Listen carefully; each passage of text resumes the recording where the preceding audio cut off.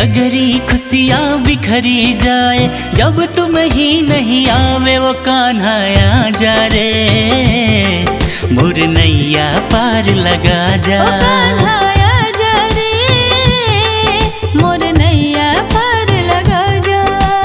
मदन गोपाल नटखट कान्हा सुमरन में तू आजा। सब है तेरे इंतजार में आके झलक दिखा जा।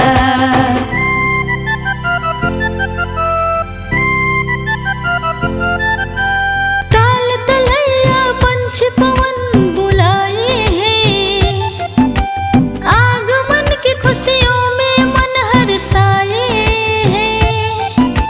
खिल के चमन गगन से गर्जन स्वागत में करने को ना मन दे के नेवता बुलाए हैं।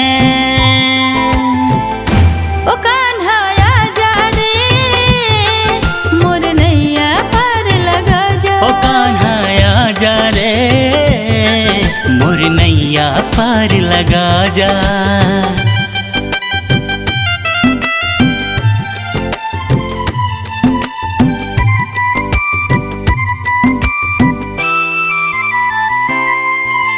भक्ति भाव से पंडाल को सजाए हैं। विश्वास करके सब आस लगाए हैं। सुन लो पुकार मेरे नंद लाला दर्शन को है सब मत वाला राह में नजर गड़ाए हैं।